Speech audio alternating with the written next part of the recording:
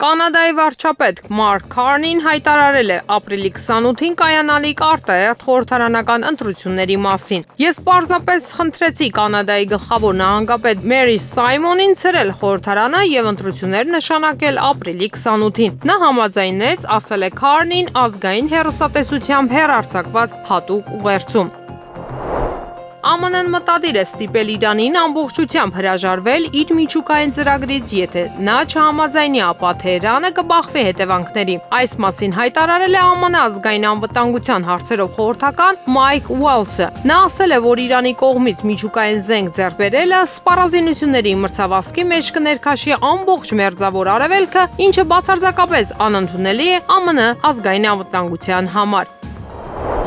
Իսրայելի իշխանությունները ծրագրում են լայնածավալ ցամաքային գործողություն Գազայի հատվածում։ Այս մասին հայտնում է The Wall Street Journal-ը հղում անելով աղբյուրներին։ Հրեական պետության ղեկավարությունը կարծում է, որ Պաղեստինի անկլավի զգալի մասի գրավումն ու պահպանումը թույլ կտա վերջնական հաղթանակի հասնել արմատական Համաս շարժման նկատմամբ։ Ինչպես նշվում է հրապարակման մեջ, Իսրայելի վարչապետ Բենյամին Նեթանյահուն եւ նրա մերձավոր շրջապատը կարծում են, որ ամերիկյան նոր վարչակազմի հարձակողական գործողությունների աջակցությամբ եւ Լիբանանում շիական Հեզբոլլահ կազմակերպության թուլացման շնորհիվ իսրայելական բանակը բավականաչափ հնարավորություններ ունի նման ռազմական գործողություններ իրականացնելու համար։ Միևնույն ժամանակ Համասի նկատմամբ վերջնական հաղթանակի հասնելու համար Իսրայելը պետք է ամբողջությամբ ոչնչացնի ստորգետնյա թունելների համակարգը եւ շարժման այլ ենթակառուցվածքային օբյեկտները, ինչը կարող է տևել մի քանի ամիս կամ նույնիսկ տարիներ։ Նեթանյահուի նոր ռազմավարության հակառակորդները կարծում են, որ առանց հակամարտության քաղաքական կարգավորման ուղղակի անհնար կլինի վերացնել արմատական կազմակերպությունը։ Թուրքիայում գիշերը թեժ է եղել, բողոքի ակցիաները վերածվել են ոստիկանության հետ բախումների։ Իրավապահներն արցունքաբեր գազ ու ջրցան մեքենաներ են կիրառել։ Ուժայինները ցուցարարներին ծեծել են ոտքերով եւ մահակներով։ Ավելի վաղ ընդդիմադիր ժողովրդի հանրապետական կուսակցության ղեկավար Օզգյուր Օզիլը հայտարարել էր, որ պրայմերիզների ընթացքում գրեթե 15 միլիոն քաղաքացի Թուրքիայի նախագահի թեկնածու է առաջադրել կալանավորված Էքրեմ Իմամօղլուին։ Նա երկրի գործող առաջնորդ Ռեջեփ Թայիփ Էրդողանին կոչ է արել արտահերթ ընտրություններ անցկացնել։ Մարտի 24-25-ին պաշտոնական այցով Հայաստան կժամանի Իրանի Իսլամական Հանրապետության արտաքին գործերի նախարար Սեյեդ Աբբաս Արաղչին։ Մարտի 25-ին արտաքին գործերի նախարարությունում կկայանա Հայաստանի Հանրապետության արտաքին գործերի նախարար Արարատ Միրզոյանի եւ Սեյեդ Աբբաս Արաղչիի հանդիպումը, որին կհաջորդի նախարարների համատեղ մամուլի ասուլիսը։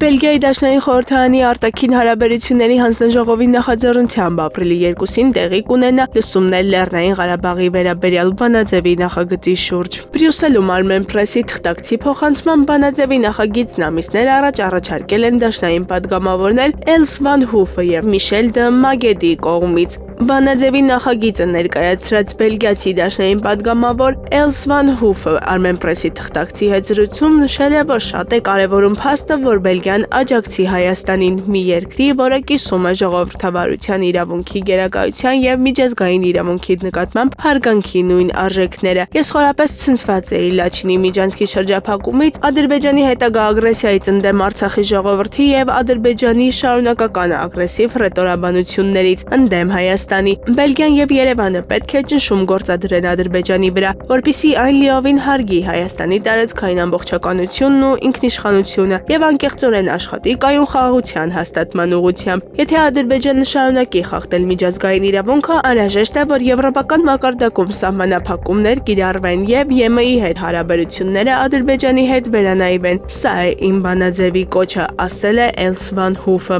Միշել դե Մայգդն էլ նշել է, որ անընդունելի է, որ հայ գերիները դեռևս անմարկային պայմաններում պահվեն Բաքվի բանտում։ Դաշնային падգամավորը շեշտել է, որ միջազգային հանրությունը պետք է գործի։ Մենք պետք է բարձրաձայնենք մեր ձայնը, մենք պետք է հնարավոր բոլոր միջոցներով ուժեղացնենք ճնշումը Ադրբեջանի վրա։ Այս հարցն այս շաբաթ կրկին քննարկել եմ արտաքին գործերի նախարարի եւ վարչապետի հետ։ Խնդիրը հրատապ է, այս բանաձևի առաջարկը հենց այս նպատակին է ծառայում։ Այն հորդորում է կառավարությանը գործել եւ կիրառել լիլծակները, պահանջում է Ալիևի վարչակազմի նկատմամբ պատժամիջոցներ։ Ես կմնամ լիովին ներգրաված, ինչպես միշտ, եւ երբեք չեմ հրաժարվի այս պայքարից։ Բրյուսելում Armen Press-ի թղթակցի հետ զրույցում ասել է Միշել դը Մաեդգը։ Վանաձևի առաջարկած նախագծի առանցքային կետերի թվում են Արցախահայության անվտանգ վերադարձի հարցը, Ադրբեջանի թշնամական հռետորաբանությունը, տարածաշրջանում կայուն խաղաղության անհրաժեշտությունը, հայ գերիների ազատ արձակումը, հայկական մշակութային ժառանգության պաշտպանությունը ու շատ այլ հարցեր։ Ներողություն եմ խնդրում այս արդյունքների համար, ասել է Հայաստանի ֆուտբոլի ֆեդերացիայի նախագահ Արմեն Մելիքբեկյանը, ներկայացնելով ֆեդերացիայի ներկայացուցիչների հավաքականի եւ մարզչական շտաբի համատեղ հայտարարությունը։ Եկանք եզրակացության, որ պատրաստ ենք ընդունել այս մարտահրավերը։ Բոլորիս անունից ասում եմ, ներողություն ենք խնդրում հանրությունից այս արդյունքների համար, բայց երկար զրույցից հետո խոստացել ենք միմյանց եւ համոզվել ենք, որ կարող ենք որպես մի թիմ առաջ գնալ, անկախ այն նեգատիվից, որ ֆուտբոլի նկատմամբ լինում է։ Մենք պատրաստ ենք հաղթահարել բոլոր դժվարությունները, այդ նեգատիվը, մեր խնդիրները ներսում լուծել եւ հունիսին ներկայանալ միանգամայն այլ վիճակում, ասաց Մելիքբեկյանը լրագրողների հետ զրույցում։ Հիշեցնենք Վրաստանի հավաքականը 6-1 հաշվով հաղթեց Հայաստանի ընտրանուն։ Հայաստանի հավաքականից երկրորդ խաղակեսում գոլի հեղինակ դարձավ Էդգար Սևիկյանը։ Այսպիսով Հայաստանի հավաքականը կշարունակի խաղալ C դիվիզիոնում, Վրաստանը B։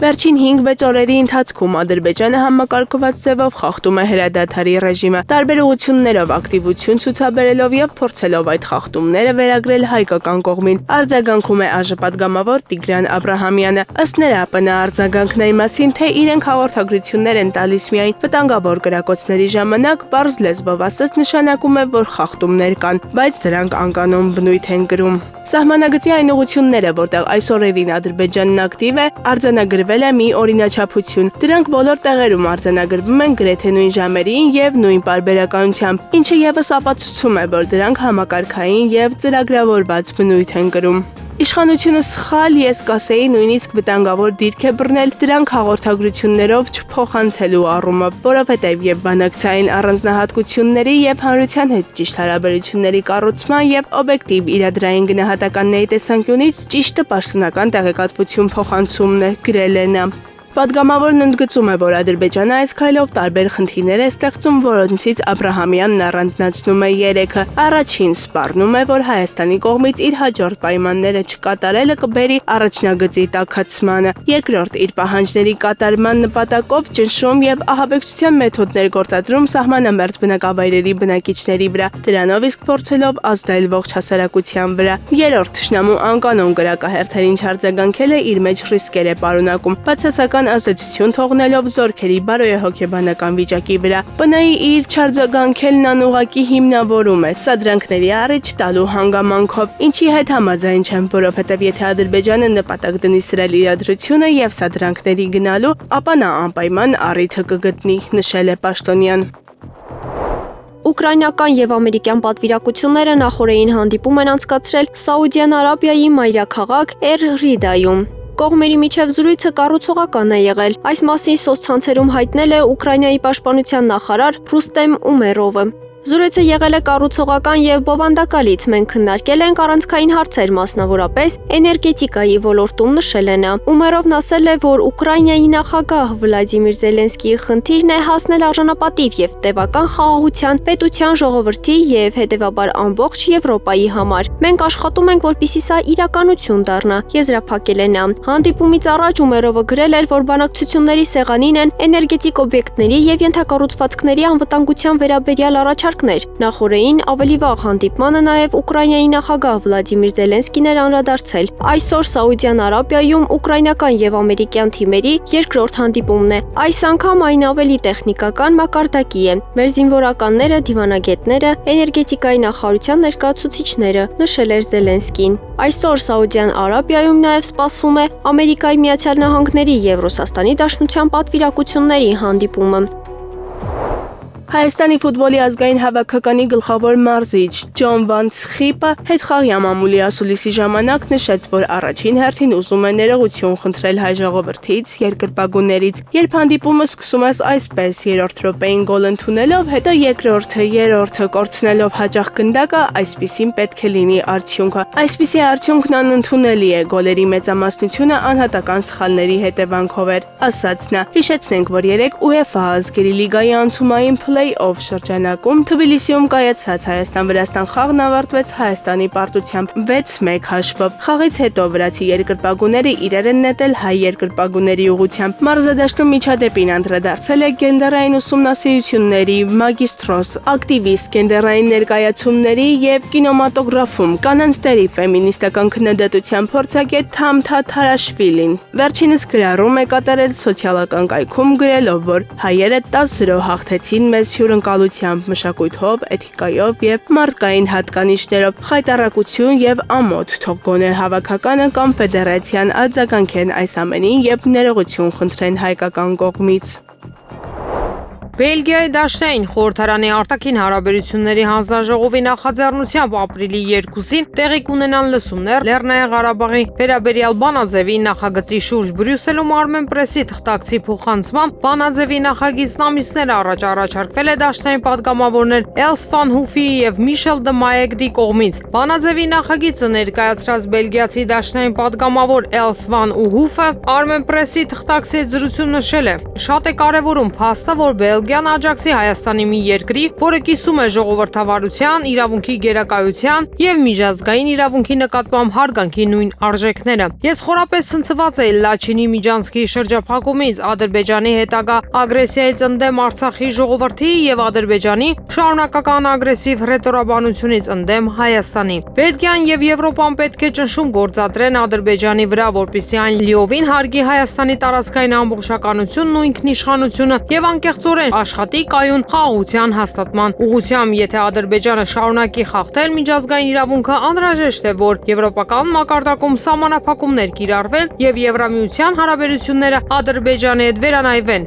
Սա այն Բանաձևի կոչը, ասել է Էլս Վան Հուֆը։ Միշել դը Մայեգդն էլ նշել է, որ անընդունելի է, որ հայ գերիները դեռևս անմարդկային պայմաններում պահվում են Բաքվի բանտերում։ Դաշնային падգամավորը շեշտել է, որ միջազգային հանրությունը պետք է գործի։ Մենք պետք է բարձրացնենք մեր ձայնը, մենք պետք է հնարավոր բոլոր միջոցներով ուժեղացնենք ճնշումն Ադրբեջանի վրա։ Այս հարցն այս շաբաթ կրկին քննարկել եմ արտաքին գործերի նախարարի եւ վարչապետի հետ։ Խնդիրը հրատապ է, այս Բանաձևի առաջարկը հենց այս նպատակին է ծառայում։ Այն հորդորում է կառավարությանը գործել եւ կիրառել իր լծակները, պահանջում է Ալիևի վարչակարգի նկատմամբ պատժամիջոցներ։ Ես կմնամ լիովին ներգրաված, ինչպես միշտ, եւ երբեք չեմ հրաժարվի այս պայքարից։ Բրյուսելում Armenpress-ի թղթակցի հետ զրույցում ասել է Միշել դը Մայեգդը։ Բանաձևի առաջարկված նախագծի առանցքային կետերի թվում են Արցախահայության անվտանգ վերադարձի հարցը, Ադրբեջանի թշնամական հռետորաբանությունը, տարածաշրջանում կայուն խաղաղության անհրաժեշտությունը, հայ գերիների ազատումը, հայկական մշակութային ժառանգության պաշտպանությունն ու շատ այլ հարցեր։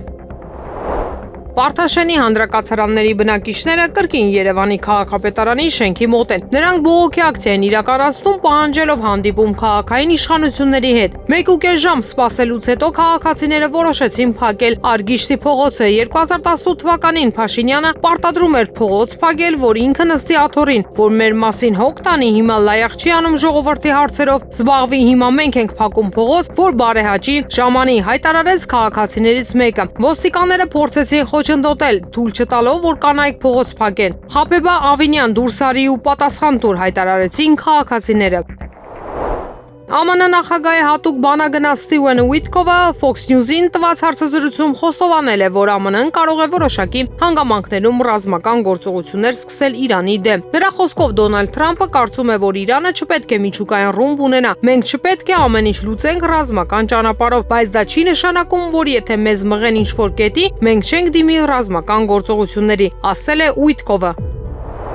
Հայաստանում Ֆրանսիայի արտակարգ եւ լիազոր դեսպան Օլիվիե դե Կոնտինին X-ի իր միկրոբլոգում լուսանկար է հրապարակել հայտնելով, որ այցելել է Սյունիքի մարզ։ Սյունիքի մարզի Գորիս քաղաքում զարգացնում ենք Ֆրանսիայի հետ բարեկամությունը եւ ֆրանսերենի հանդեպ սերը։ Ընկերական այց կատարեցի քաղաքում գտնվող ֆրանկոֆոնիայի շատ ակտիվ մշակութային կենտրոն, գրել է նա։ Ավելի վաղ դեսպանը X-ի միկրոբլոգում նշել էր. «Սկսում եմ բարեկամության, համերաշխության եւ աջակցության այց Սյունիքի մարզ։ Սյունիքը Հայաստանի տարածքի անկախտելի մաս է։ Մարզի բնակիչներն իրավունք ունեն ապրելու խաղաղ, առանց մտահոգության եւ սպառնալիքների»։ Սաուդյան Արաբիայում սկսվել են ռուս-ամերիկյան բանակցությունները, հաղորդում է Ալ-Արաբիա հեռուստաալիքը։ Տեխնիկական թիմերի փորձագիտական հանդիպումը կանցկացվի փակ ձևաչափով։ Սաուդյան Արաբիայի պետական անվտանգության ծառայությունը լրագրողներին խնդրել է հեռանալ Ռիցց-Քարլտոն հյուրանոցից։ Ռուսաստանը բանակցությունների ներկայացնում են Դաշնային խորհրդի միջազգային կոմիտեի ղեկավար Գրիգորի Կարասինը եւ ԱԴՑ տնօրենի խորհրդական Սերգեյ Բեսեդան։ ԱՄՆ նախագահ Դոնալդ Թրամփը հանձնարարել է ԱՄՆ արդարադատության նախարարությանը ճնշում գործադրել իրավաբանական ընկերությունների եւ իրավաբանների վրա, որոնք դատական գործեր են հարուցում իր վարչակազմի քաղաքականության դեմ, գրել է The Wall Street Journal թերթը։ Նրա տեղեկացմամբ Թրամփը հանձնարարել է արդարադատության նախարարին եւ ԱՄՆ գլխավոր դատախազ Փեմ Բոնդին դատարանի միջոցով սահմանափակումներ փնտրել իրավաբանների դեմ, որոնք վարում են չհիմնավորված, ոչ խելամիտ եւ նյարդայնացնող դատավարություններ։ Արդարադատության նախարարությունում նշել է պարբերականը, արդեն կազմվել է տասնյակից ավել ընկերությունների ցանկ, որոնք կարող են հայտնվել կառավարության սահմանափակումների տակ, այդ թվում նման ընկերությունների հաճախորդները կարող են կորցնել նախկինում կնքված պետական պայմանագրերը։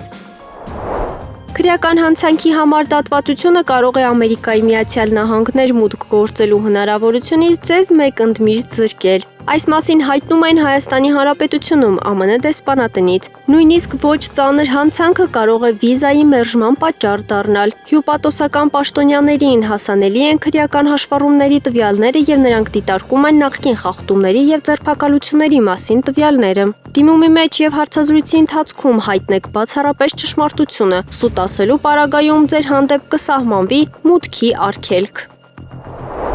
Երևանում սահմանվել են էլեկտրոմոբիլների լիցքավորման կայանների տեղադրման նոր կարգավորումներ, այս մասին հայտնում է Երևանի քաղաքապետարանը։ Դրանց համաձայն կայանները հնարավոր է տեղադրել համայնքին պատկանող հենասյունների վրա կամ վարձակալել կայանների հարակից հողամասը։ Երևանի քաղաքապետարանը կարևորելով էլեկտրական տրանսպորտի զարգացումը եւ շրջակա միջավայրի պահպանությունը, պատրաստ է համագործակցել բոլոր շահագրգիռ կազմակերպությունների եւ անհատների հետ։ Լիցքավորման կայաններ տեղադրելու հետաքրքրված կազմակերպությունները կամ անհատները կարող են դիմել transport.yerevan.am էլեկտրոնային փոստին մինչև ապրիլի 15-ը։ Դիմումներն ուսումնասիրելուց հետո նրանց հետ կկազմակերպվեն հանդիպումներ ծրագրի մանրամասները քննարկելու համար։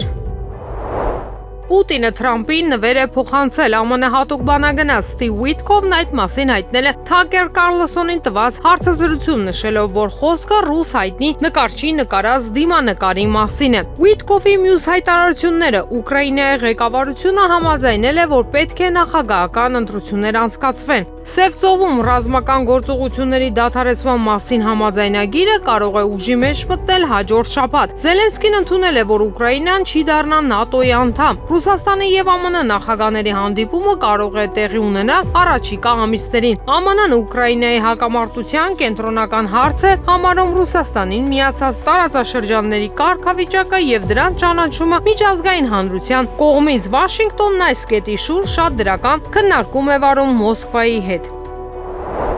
Սիրիայի նոր իշխանությունները պաշտոնապես խնդրել են Ռուսաստանին արտահանձնել երկրի նախկին նախագահ Բաշար Ալ-Ասադին։ Այս մասին Ալ-Արաբիա հեռուստաալիքը հայտնել է X սոցիալական ցանցի իր էջում։ Սիրիայի առաջնորդ Ահմեդ Ալ-Շարայի խոսքով երկրի իշխանությունները դատելու են Ասադին։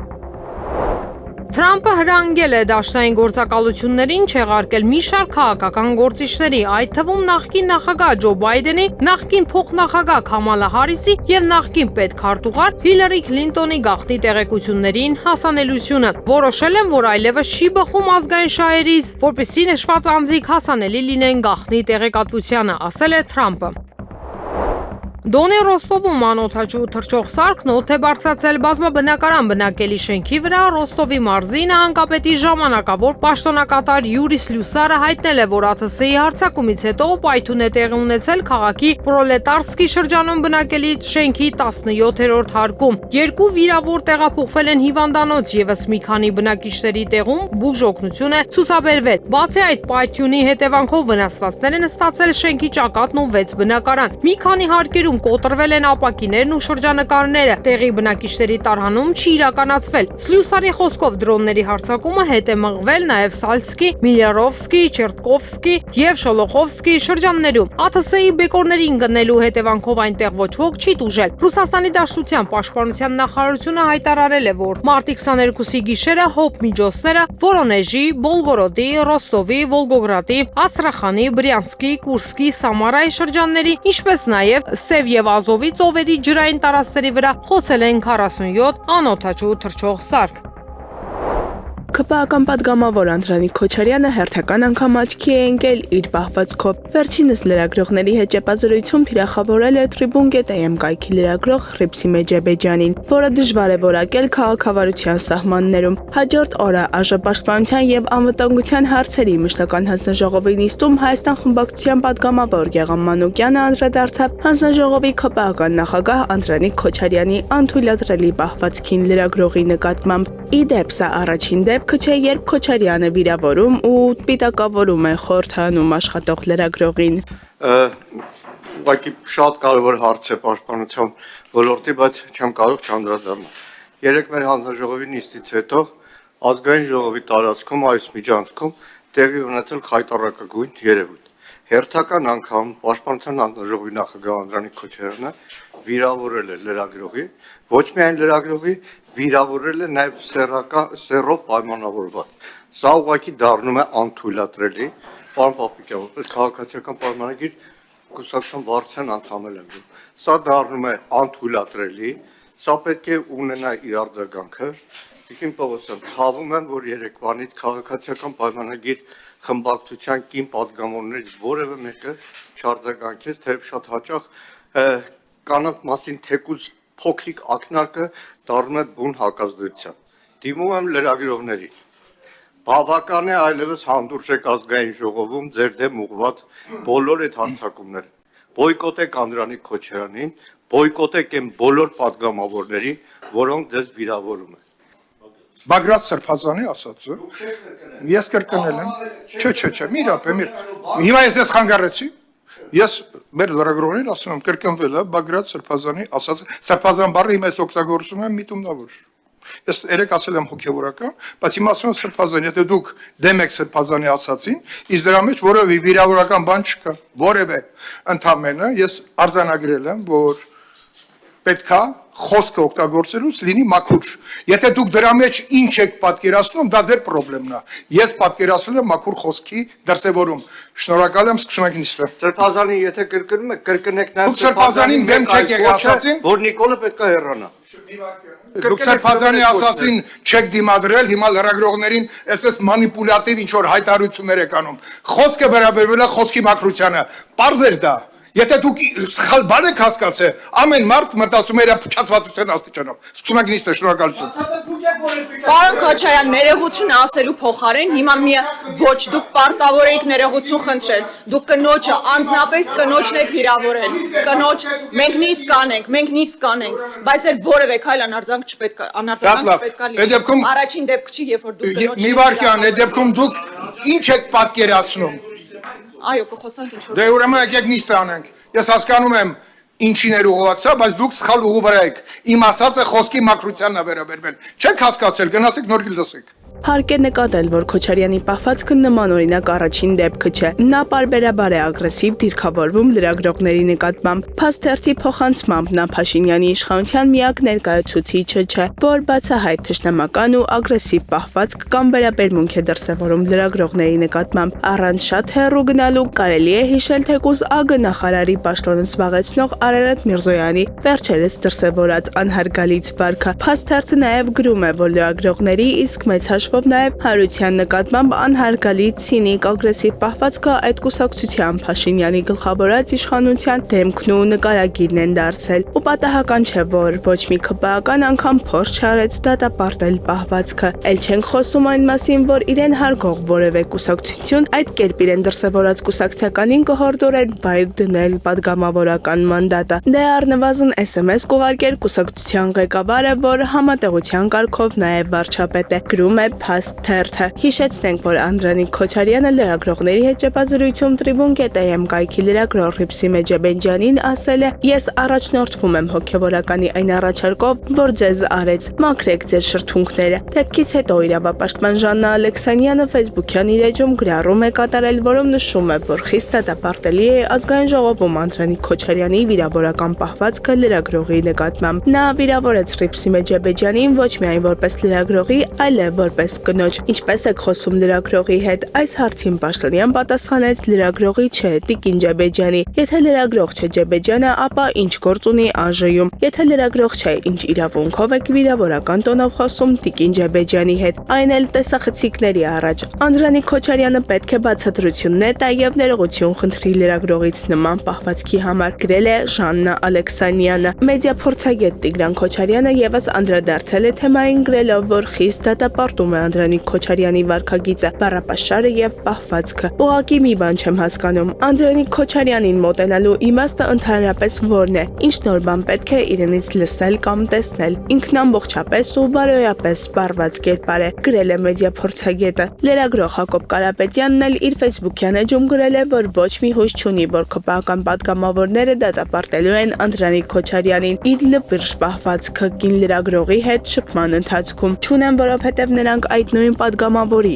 նույնքան լպիրշ պահվածքին չեն անդրադարձել նախկինում էլ, գրել է Կարապետյանը։ Իսկապես չգիտեմ, թե ինչպես կարելի է պատժել սանձարձակ պաշտոնյաներին։ Միակ բանը, որ մտքովս անցնում է, նմանների հանդեպ տոտալ բոյկոտն է։ Խնդրում եմ լրագրող ընկերներիս բոյկոտել Քոչարյանին ու նրա նմաններին։ Մի լուսաբանեք նրա ասածները, հարցեր մի տվեք նրան, անտեսեք, արհամարեք, թողեք մնան իրենց քարոզչական պատի թերթերի հույսին։ Միայն այդպես մենք կարող ենք ազդել ամբարտավան պաշտոնյաների վարքի վրա, գրել է լրագրող Հակոբ Կարապետյանը։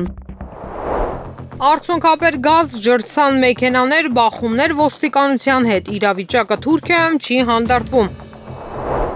Ռուսաստանի նախագահ Վլադիմիր Պուտինը չի մերժել հրադադարի առաջարկն Ուկրաինայում, լրագրողներին ասել է ԱՄՆ նախագահ Դոնալդ Թրամփը։ Նա ընդգծել է, որ Ռուսաստանն արդեն ենթարկվել է մեծ պատժամիջոցների, նրանք ավելի շատ պատժամիջոցներ են ենթարկվել, քան որևէ մեկ ուրիշը, ասել է Թրամփը։ Նա ավելացրել է, որ 1-2 լավ խոսակցություն է ունեցել Ռուսաստանի եւ Ուկրաինայի վերաբերյալ։ Հիշեցնենք, որ մարտի 18-ին ԱՄՆ նախագահը հեռախոսով բանակցություններ է վարել Ռուսաստանի նախագահ Վլադիմիր Պուտինի հետ։ Պուտինը համաձայնել է Թրամփի 30 օրով էներգետիկ օբյեկտներին փոխադարձ չարվածելու առաջարկին, մինչ այդ մարտի 11-ին Ուկրաինան համաձայնել էր Թրամփի առաջարկին 30 օրով լիակատար հրադադարի մասին։